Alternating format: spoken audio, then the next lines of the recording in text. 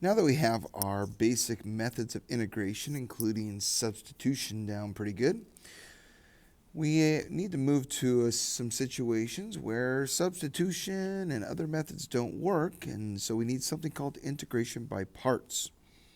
So we want to consider these integrals here. Can we use substitution or any other technique? So notice here in this first one, we have x squared times the natural log of x. So we have two different functions. Can we use substitution? Maybe we could say that u is, u is x squared. That would mean that du is the 2x dx. Well, that's not going to work because we don't have 2x dx, all right? So what about if we say u is the natural log of x? Well, then we could say du is, well, the derivative of natural log is 1 over x dx. Yeah, that doesn't work either, all right? So, doesn't work, all right? So we should be convinced, yeah, it was a good thought, but it doesn't work. How about here? Similar idea. X times e to the x. Well, if we say u equals x, then du equals 1. That doesn't work. Okay, and same idea, if we say u is e to the x, well, du would be e to the x as well. And again, these two functions don't have anything to do with each other. So we have two things being multiplied, and we've got to figure out, well, how do we reverse that multiplication, okay? So maybe this has something to do with the product rule. So if we look a little closer here, we'll notice that these are products. Okay, that's the key. So they're products of functions. So if we remember the product rule, it looks something like this. The derivative of u times v is the derivative of the first times the second plus the first times the derivative of the second. So what we want to do here is we want to integrate both sides. So let's see what happens when we integrate both sides here. Integrate this whole thing there, right?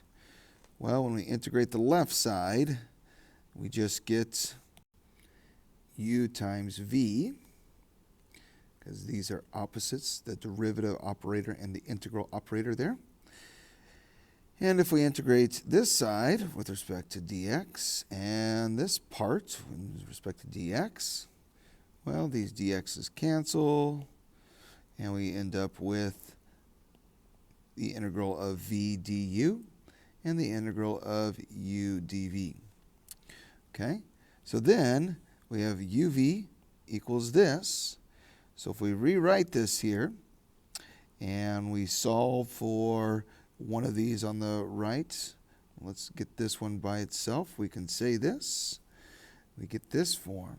The integral of u dv is equal to uv minus the integral of v du. Now that probably doesn't mean too much here, okay? But we'll see how that helps us, all right? Now the key here too is we've got two functions. We've got u of x and v of x, two different functions of x, all right? So the key here is to choose and define the u and the dv carefully, all right? Sometimes there's more than one way to go, but there's going to be a way that's better. So some guidelines here for our integration by parts. First, it helps to let dv be the most complicated portion that we can take the integral of. So because we're going to have to integrate that. Okay, so then we can choose u to be the remaining stuff there, the remaining factors. All right, so that's one way to go. Another way to go would be to let the portion u be the portion of the integrand that will be simplified when we take the derivative, because we're going to be taking the derivative of the u part, and so it can simplify away. All right, so let's take a look at this integral here, x e to the x. And we want to decide what is u and what is dv. Don't forget this dx here. So we want the, here they're both, first of all, we can take the derivative of each easily. We can integrate both of them easily. So let's use the second part the second hint up above, where we said let's choose a u that will basically disappear. All right, so we want it to become simpler. So which one becomes simpler when we take the derivative? Well, x does. X becomes simpler. E to the x doesn't become simpler. So we want to choose x for u because we're going to be taking the derivative of that. And so dv is all the leftover stuff, e to the x dx. So we need to find du. That means we need to take the derivative of x, which is not hard to do.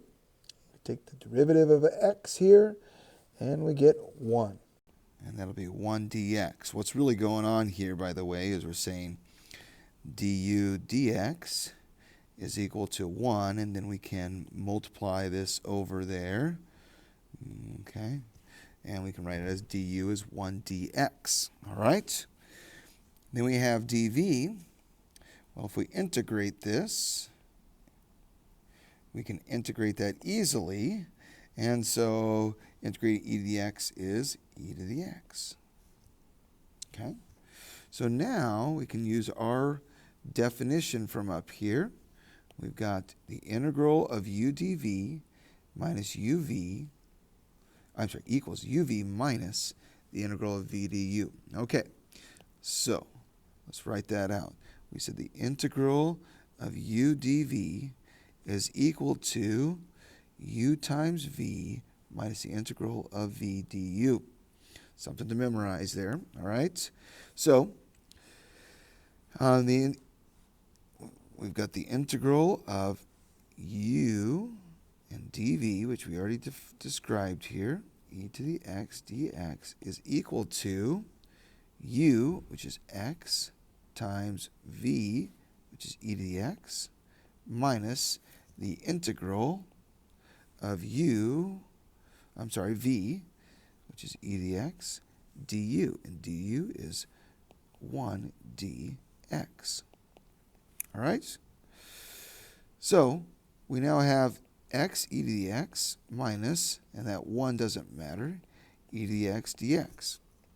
Well, that's easy to take that integral now, and that was the whole point. We now have an integral that we can deal with, and so we have e to the x plus a constant. And there you have it. There's our solution. Okay? So again, the key here is we want u to be something that drops down and simplifies, something that is easy to take the derivative of, but maybe hard to take the integral of. Here, for dv, we want to choose dv to be something that we can integrate. Okay? So let's try some more.